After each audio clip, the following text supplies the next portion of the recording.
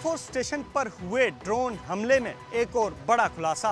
आज Delhi UP border पर BJP समर्थकों और किसानों के बीच हो गई हिंसक झड़प। बिहार के मुजफ्फरपुर में अपराधियों का तांडव, बाहुबली मुखिया के भाई की गोली मारकर हत्या। कोरोना संक्रमण के चलते जान गंवाने वालों के परिवारों के लिए सुप्रीम कोर्ट का बड़ा आदेश, पीड़ित परिवारों को मिलेगा मुआवजा।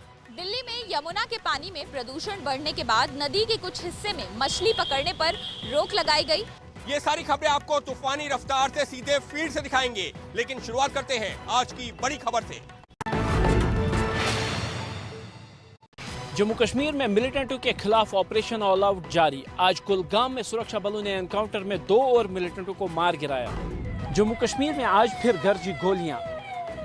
कुलगाम में सुरक्षा बलों का मिलिटेंटों के साथ एनकाउंटर हुआ। जवानों ने दोपहर तक 2 मिलिटेंटों को ढेर कर दिया।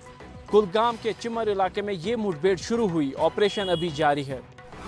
जम्मू में ड्रोन अटैक के बाद सुरक्षा बलों ने अपने ऑपरेशन तेज कर दिए हैं। कल श्रीनगर में भी एनकाउंटर हुआ था, जिसमें पकड़े गए लश्कर कमांडर अबरार समेत 2 मिलिटेंट मारे गए थे। एयरफोर्स स्टेशन पर हुए ड्रोन हमले में एक और बड़ा खुलासा। ड्रोन से हुए आतंकी हमले के पीछे पाकिस्तान की खुफिया एजेंसी ISI। 26 जून की रात को देश के सबसे महत्वपूर्ण एयरफोर्स स्टेशन में से एक जम्मू एयरफोर्स स्टेशन पर ड्रोन अटैक हुआ था, जिसमें कोई नुकसान नहीं हुआ, लेकिन देश में ये पहला ड्रोन आतंकी हमला था। अब सूत्रों के मुताबिक हमले को सीधे ISI ने पाकिस्तान से अंजाम दिया। ISI ने ड्रोन हमले के लिए स्थानीय आतंकी संगठनों का इस्तेमाल नहीं किया, बल्कि आइसोलेटेड टास्किंग टीम चुनी, यानी ऐसी टीम जिसमें ISI के चुनिंदा आतंकी शामिल थे। यानी ISI ने साजिश रची, उसके आतंकियों ने जम्मू में से धमाके वाले ड्रोन उड़ाए। ऐसा कर आतंकी हमलों की साजिश को पूरी तरह से सीक्रेट रखना चाहती थी। जम्मू एयरफोर्स स्टेशन पर हुए आतंकी हमले की जांच देश की राष्ट्रीय सुरक्षा एजेंसी कर रही है। कल NIA ने धमाके वाले जगह की जांच की और CCTV की तस्वीरों की भी जांच शुरू की। जम्मू में आज एक बार फिर दिखे संदिग्ध ड्रोन। जम्मू एयरफोर्स स्टेशन के पास आज एक बार फिर 2 संदिग्ध ड्रोन दिखने से हड़कंप मच गया। जम्मू कश्मीर में संदिग्ध ड्रोन का दिखना जारी है। आज सुबह भी जम्मू में 2 जगह ड्रोन दिखने का दावा किया गया है। जानकारी के मुताबिक सुबह 4:40 पर कालूचक में और 12 मिनट बाद यानी 4:52 पर कुंजवानी इलाके में ड्रोन देखे गए। ड्रोन करीब 800 मीटर की ऊंचाई पर उड़ रहे थे। दोनों इलाके जम्मू एयरफोर्स स्टेशन से 7 से 10 किलोमीटर के दायरे में हैं। बीते शनिवार जम्मू के एयरफोर्स स्टेशन पर हमले के बाद से अब तक कई बार संदिग्ध ड्रोन दिखते रहे हैं। आतंकियों की इस नई चाल से निपटने के लिए सुरक्षा एजेंसियां भी अब नई रणनीति तैयार कर रही हैं। आज दिल्ली यूपी बॉर्डर पर बीजेपी समर्थकों और किसानों के बीच हो गई हिंसक झड़प। बीजेपी नेता अमित वाल्मीकि को काले झंडे दिखा रहे थे किसान। सड़क पर जोरदार हंगामा मचा है दिल्ली के गाजीपुर बॉर्डर के पास। दरअसल यहां यूपी बीजेपी के संगठन मंत्री अमित वाल्मीकि के स्वागत में समर्थकों ने तैयारी की थी, लेकिन तभी यहां किसान विरोध प्रदर्शन करने के लिए पहुंच गए। किसानों ने काले झंडे दिखाए तो लड़ाई शुरू हो गई।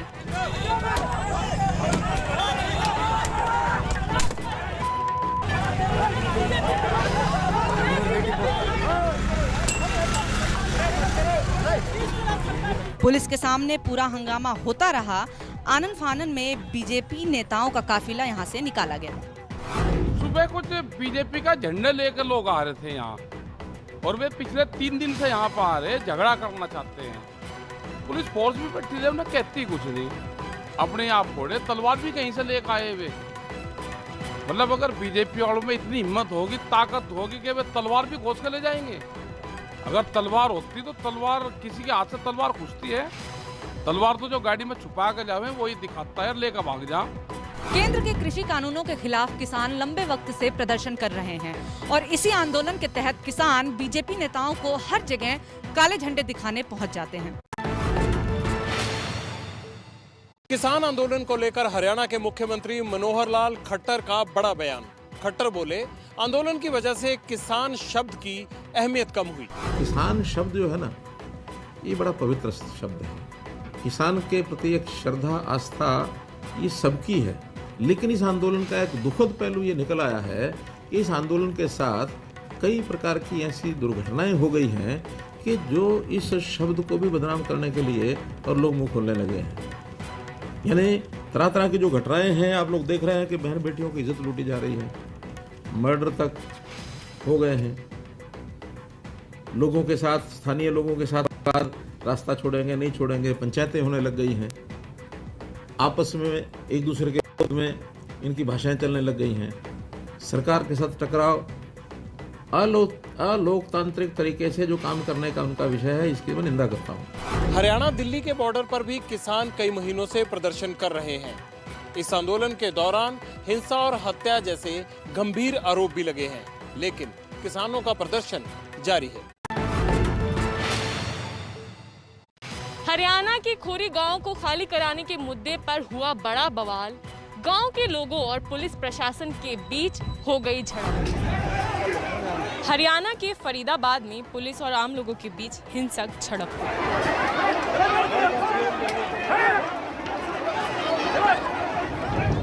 दरअसल ये फरीदाबाद का खोरी गांव है। यहाँ बने इन घरों को सुप्रीम कोर्ट ने 6 हफ्ते के अंदर खाली कराने का आदेश दिया है। वजह ये कि ये घर जंगल की जमीन पर अवैध तरीके से बसाए गए थे। बहस बड़ी हुई और हालात लाठीचार्ज तक पहुंच गए। फरीदाबाद के इस हंगामे में आज किसान नेता गुरनाम सिंह चडूनी भी पहुंचे थे, लेकिन पुलिस ने उन्हें गांव में घुसने नहीं दिया। ये लाठीचार्ज करना गलत है और इन लोगों को जो है इनके विस्थापन का करना चाहिए, क्योंकि जो लोग धरती पे पैदा हुए वो धरती पे रहे। फरीदाबाद के खेरी गांव में करीब 10,000 घर खाली कराने हैं। इस विवाद में वो लोग फंस गए जिनके घर ठेकेदार ने धांधली कर यहाँ बसवा दिए। बिहार के मुजफ्फरपुर में अपराधियों का तांडव, बाहुबली मुखिया के भाई की गोली मारकर हत्या। मुजफ्फरपुर शहर के 0 माइल इलाके में सुबह सुबह बाइक सवार बदमाशों ने नवल सिंह नाम के शख्स की गोली मारकर हत्या कर दी। नवल सिंह पड़ोसी जिले शिवहर के बाहुबली रहे श्री नारायण सिंह का भाई था। पिछले साल विधानसभा चुनाव के दौरान श्री नारायण सिंह की हत्या हुई थी। अब अपराधियों ने उसके भाई को भी मार डाला है। बताया जा रहा है कि नवल सिंह मुजफ्फरपुर से सुबह 5:30 बजे अपने गांव जा रहा था, तभी बीच रोड पर बाइक ओवरटेक कर आए बदमाशों ने गोली मार दी। सीसीटीवी कैमरा में कैद हो गया है, उसकी हम लोग पहचान में लगे हुए हैं। मृतक की पहचान सुबह से नहीं हुई थी, लेकिन मृतक की पहचान हो गई है। ये शिवहर जिला के रहने वाले हैं। इनका नाम नवल सिंह। मुखिया के भाई की हत्या के पीछे गैंगवार वजह हो सकती है। पिछले साल नवल सिंह के बाहुबली भाई श्री नारायण सिंह की हत्या की साजिश भी तिहाड़ जेल में रची गई थी। इस हत्याकांड के बाद गैंगवार तेज होने की आशंका है। मध्य प्रदेश के देवास में खौफनाक वारदात। एक ही परिवार के 5 लोगों की हत्या कर उनके शव जेसीबी मशीन की मदद से 10 फीट गहरे गड्ढे में दबाया। देवास के नेमावर में जैसे जैसे मिट्टी हटी, लाश निकलती गईं। यहाँ एक ही परिवार के 5 लोगों के शव मिले हैं, जिनमें मां के साथ उसकी 3 नाबालिग लड़कियां भी थीं। अब पुलिस ने इस मामले में 7 आरोपियों को गिरफ्तार कर पूरा केस सुलझाने का दावा किया है। पुलिस के मुताबिक आरोपी सुरेंद्र राजपूत के रूपाली से प्रेम संबंध थे और रूपाली उससे शादी करना चाहती थी, लेकिन आरोपी ने अपने साथियों के साथ मिलकर पूरे परिवार को ही मार दिया और गड्ढे में दबा दिया। सोचिए, मां के साथ झगड़ा हुआ और उनकी छोटी छोटी 3 बेटियों और एक बेटे तक को हत्या कर गड्ढे में दबा दिया। रिश्तों के कत्ल की इस खौफनाक वारदात से पूरे देवास जिले में सनसनी फैली हुई है। दिल्ली में यमुना के पानी में प्रदूषण बढ़ने के बाद नदी के कुछ हिस्से में मछली पकड़ने पर रोक लगाई गई। पशुपालन विभाग की ओर से जारी किया गया नोटिस। दिल्ली में यमुना नदी की तस्वीर देखकर आप अंदाजा लगा सकते हैं कि प्रदूषण का लेवल कितना हाई है। हर तरफ सफेद रंग का जहरीला झाग ही नजर आ रहा है। पशुपालन विभाग ने प्रदूषण के लेवल को देखते हुए कुछ इलाकों में मछली पकड़ने पर रोक लगा दी है। विभाग ने अपनी ओर से जारी नोटिस में कहा है कि हिंडन कैनाल का हिस्सा, शहादरा ड्रेन, गाजीपुर ड्रेन और डाउनस्ट्रीम न्यू ओखला बैराज से दिल्ली की सीमा तक मछली पकड़ने पर रोक है। नोटिस में कहा गया है कि नियम उल्लंघन पर सख्त कार्रवाई की जाएगी। केजरीवाल सरकार ने यमुना के पानी को साफ करने और नहाने लायक बनाने का वादा किया था, लेकिन 7 सालों की सत्ता के बाद भी यमुना अभी भी गंदी ही है। जम्मू कश्मीर के रामबन में लगी भीषण आग। वायुसेना ने देवदूत बनकर बचाई आग से लोगों की जान। जम्मू कश्मीर के रामबन में ये आग कल लगी। आग लगते ही ऐसे भड़की कि कई घरों को चपेट में ले लिया। तेज हवाएं लपटों को दूसरे घरों की ओर खींच रही थी। इसके बाद सुरक्षा बलों ने यहां आग बुझाने में मदद शुरू की। अब देखिए वायुसेना के हेलीकॉप्टर की मदद से आग पर आसमान से पानी छिड़का गया। ये Mi-17 V5 हेलीकॉप्टर है और बेम्बी बैकेट की मदद से यहाँ पानी आग पर डाला जा रहा है। रामबन की इस आग में 1 दर्जन से ज्यादा घर जलकर राख हो गए। समय रहते लोगों को निकाले जाने की वजह से किसी की जान नहीं गई। बिहार के बगहा में गंडक नदी में नाव पलटी, डूबे लोगों की तलाश। गंडक नदी में नाव के जरिए गोताखोर डूबे लोगों की तलाश कर रहे हैं। तस्वीरें पश्चिमी चंपारण के बगहा की है। गंडक नदी में सुबह एक नाव पलट गई। बताया जा रहा है कि पानी की धार इतनी तेज थी कि नाव रेलवे के पुराने ब्रिज के पिलर से टकराकर डूब गई। नाव पर सवार कुछ लोग तैरकर निकल गए, लेकिन कई लोगों का पता नहीं है जिनकी तलाश की जा रही है। बाढ़ की वजह से गंडक में छोटे नाव के परिचालन पर रोक है, लेकिन प्रशासन की लापरवाही की वजह से नदी में बेरोक टोक सभी छोटे नावों का परिचालन चल रहा है। अयोध्या के हनुमानगढ़ी मंदिर में लड्डू चढ़ाने को लेकर चल रहा है बड़ा विवाद। प्रशासन ने लड्डू की क्वालिटी खराब बताकर रोक लगाई तो यहाँ बवाल मच गया। सड़क पर एक तरफ लड्डू बिखरे पड़े हैं और दूसरी ओर ये लोग हंगामा कर रहे हैं। हंगामा करने वाले ये लोग लड्डू बेचने वाले दुकानदार हैं। दुकानदारों ने आज यहाँ जमकर प्रदर्शन किया। दुकानदार प्रशासन के उस फैसले से नाराज हैं जिसमें घटिया क्वालिटी बताकर प्रशासन ने लड्डू चढ़ाने पर रोक लगाई थी। इस बीच हनुमान जी की प्रधान पीठ के हनुमानगढ़ी के मुख्य द्वार को बंद कर दिया गया है। हनुमानगढ़ी मंदिर पर ताला लगने से श्रद्धालु भी परेशान हैं, क्योंकि श्रद्धालु मंदिर में दर्शन करने नहीं जा पा रहे हैं। पंजाब कांग्रेस का झगड़ा सुलझाने के लिए प्रियंका गांधी ने थामी कमान। नवजोत सिंह सिद्धू से मुलाकात की, राहुल और सोनिया गांधी को दी जानकारी। सुबह सुबह नवजोत सिंह सिद्धू की प्रियंका गांधी से मुलाकात वाली ये तस्वीरें सामने आईं।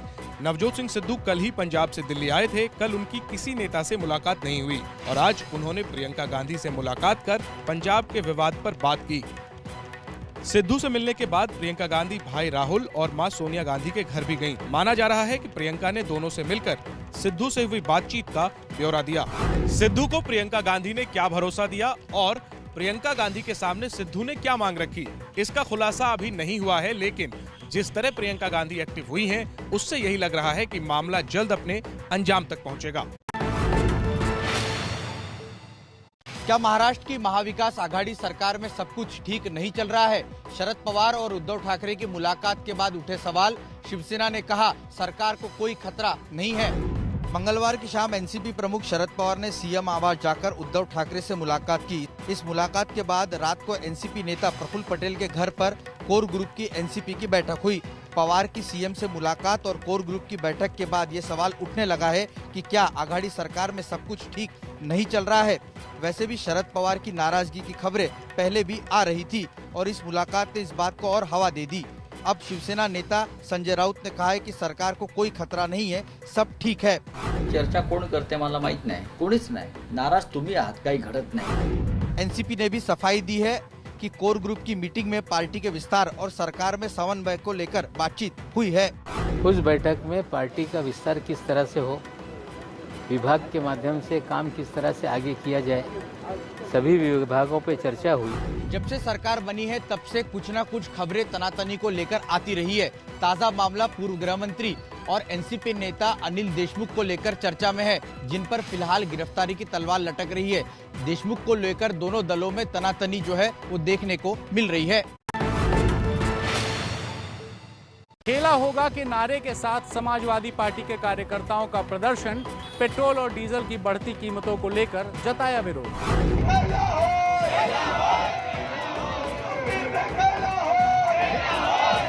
कानपुर के घंटाघर चौराहे पर समाजवादी पार्टी के कार्यकर्ता यूपी में खेला होई का नारा लगा रहे हैं। प्रदर्शन महंगाई के मुद्दे पर हो रहा है और नारा खेला होने का लग रहा है।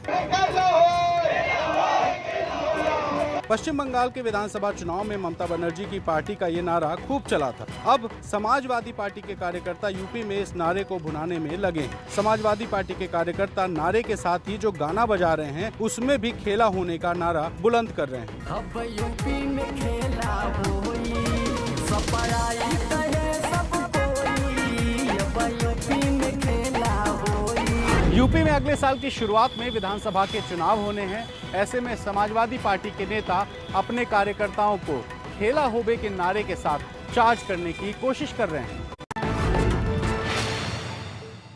पश्चिम बंगाल में कलकत्ता हाईकोर्ट में मानवाधिकार आयोग ने अपनी रिपोर्ट सौंप दी। इस रिपोर्ट को सीलबंद लिफाफे में सौंपा गया, जिसमें हिंसा का पूरा ब्यौरा दिया गया है। पश्चिम बंगाल में हिंसा प्रभावित इलाकों में मानवाधिकार आयोग कमेटी का दौरा पूरा हो गया है। आज इस कमेटी के सदस्यों ने कलकत्ता हाईकोर्ट में पहली अंतरिम रिपोर्ट दी। कलकत्ता हाईकोर्ट के आदेश के बाद ही ये कमेटी बनी थी। बंगाल में 2 मई को चुनाव नतीजों के बाद बड़े स्तर पर हिंसा हुई थी। इसमें तोड़फोड़, आगजनी के वीडियो मीडिया में खूब सामने आए थे। पूरी हिंसा पर बीजेपी और टीएमसी दोनों पार्टियों ने एक दूसरे पर आरोप लगाए थे। चुनाव के दौरान कानून व्यवस्था चुनाव आयोग के हाथ में था और यही दलील राज्य सरकार और तृणमूल कांग्रेस की ओर से दी जा रही है। लेकिन मानवाधिकार आयोग द्वारा बनाई गई इस कमेटी की रिपोर्ट में खुलासा होगा कि आखिरकार इस हिंसा का जिम्मेदार कौन है। यूपी में चुनावी गहमा-गहमी के बीच तेज हुई सियासी बयानबाजी। सुहेलदेव भारतीय समाज पार्टी के अध्यक्ष ओम प्रकाश राजभर ने कहा, हमारी सरकार आई तो 5 साल में बनाएंगे 5 सीएम। जवाब में मोहसिन रजा ने कहा, मुंगेरी लाल के हसीन सपने देख रहे हैं राजभर। जब 22 में सरकार बनेगी तो चुनाव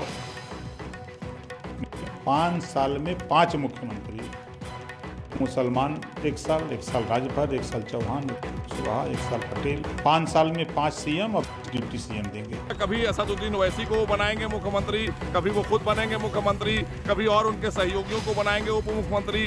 तो ये छोटे छोटे दल मिला के जो दलदल उन्होंने बनाया है, तो उत्तर प्रदेश की जनता इस दलदल में फंसने वाली नहीं है। और मैं उनको सलाह दूंगा कि सपने देखिए, लेकिन मुंगेरी लाल के सपने मत देखिए। यूपी में 2017 के विधानसभा चुनाव में राजभर की पार्टी बीजेपी की सहयोगी थी, लेकिन 2019 में लोकसभा चुनाव के बाद बीजेपी का सुहेलदेव पार्टी से गठबंधन टूट गया।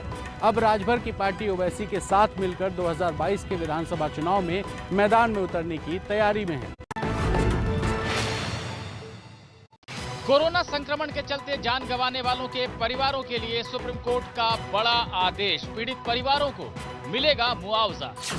कोरोना मृतकों के परिवारों को राहत वाली याचिका पर आदेश देते हुए सुप्रीम कोर्ट ने केंद्र सरकार और नेशनल डिजास्टर मैनेजमेंट अथॉरिटी से कहा है कि वो मुआवजे की रकम तय करें और 6 हफ्ते में राज्यों को इस बारे में सूचित करें। साथ ही सुप्रीम कोर्ट ने ये भी कहा है कि कोरोना से मौत होने पर डेथ सर्टिफिकेट बनाने का सिस्टम आसान किया जाए। केंद्र उस व्यक्ति के परिवार के लिए इंश्योरेंस स्कीम बनाए जिसकी जान आपदा में चली गई। एनडीए में राहत के नियमों को ध्यान में रखते हुए पीड़ित परिवारों के लिए गाइडलाइन 6 हफ्तों के भीतर जारी करे। इससे पहले सुप्रीम कोर्ट ने कामगारों को राहत पर बड़ा फैसला सुनाया था। राज्यों और केंद्र शासित प्रदेशों से कहा था कि वो 31 जुलाई तक 1 नेशन 1 राशन कार्ड योजना लागू करें। कोरोना नियम ना मानने पर दिल्ली की लक्ष्मी नगर मेन मार्केट 5 जुलाई तक के लिए बंद की गई। बाजार में हर रोज दिख रही थी भारी भीड़। अनलॉक के तहत दिल्ली में शर्तों के साथ बाजार और दुकानें खोलने की मंजूरी दी गई है और जहां कोरोना के नियम तोड़े जा रहे हैं, वहां प्रशासन ने सख्ती भी दिखाई है। नियम तोड़ने पर लक्ष्मी नगर के मुख्य बाजार पर गाज गिरी है। दिल्ली की लक्ष्मी नगर मेन मार्केट 5 जुलाई तक बंद रहेगी। जांच में पाया गया कि ज्यादातर दुकानदार नियमों का पालन नहीं कर रहे थे। बाजार में भारी भीड़ भी जुट रही थी, जिस पर पूर्वी दिल्ली डिस्ट्रिक्ट मजिस्ट्रेट की ओर से ये निर्देश जारी हुआ है। लक्ष्मी नगर मेन बाजार के आसपास के छोटे बाजार बंद रखने के भी आदेश दिए गए हैं। मंगल बाजार, विजय चौक, सुभाष चौक और जगत राम पार्क में भी दुकानें बंद रहेंगी। अब बच्चों से जुड़ी आपत्तिजनक तस्वीरों को लेकर दिल्ली पुलिस ने ट्विटर को भेजा नोटिस। राष्ट्रीय बाल संरक्षण आयोग ने दर्ज करवाई है एफआईआर। दिल्ली पुलिस ने ट्विटर को नोटिस भेजकर जवाब मांगा है। ये नोटिस एनसीपीसीआर की शिकायत के बाद दर्ज एफआईआर के बाद भेजा गया है। कल दिल्ली पुलिस ने ट्विटर को मेल भेजकर इस पर जवाब मांगा है। एनसीपीसीआर यानी राष्ट्रीय बाल संरक्षण आयोग ने ट्विटर पर बच्चों की अश्लील फोटो शेयर करने को लेकर दिल्ली पुलिस की साइबर सेल से शिकायत की थी, जिसके बाद दिल्ली पुलिस ने ट्विटर के खिलाफ एफआईआर दर्ज की थी।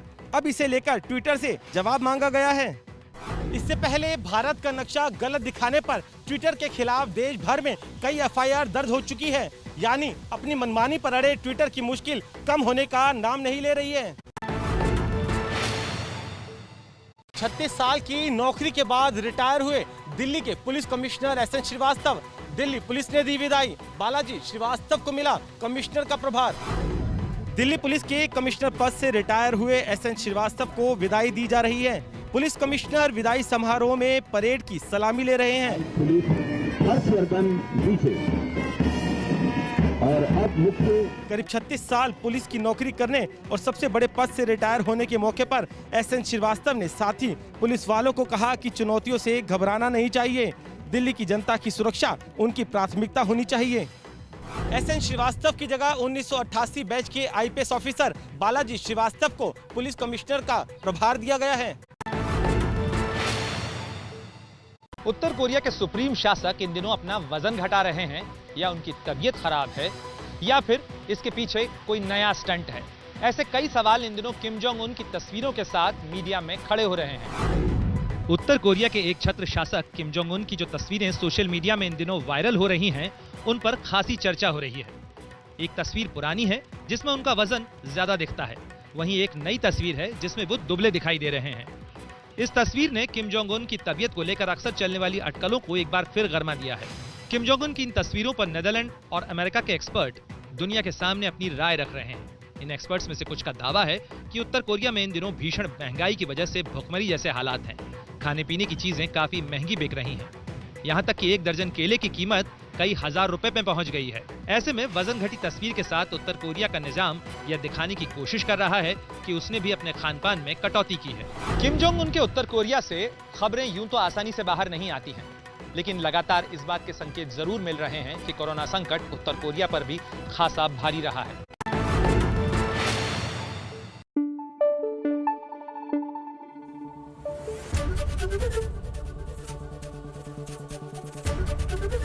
एबीपी न्यूज आपको रखे आगे।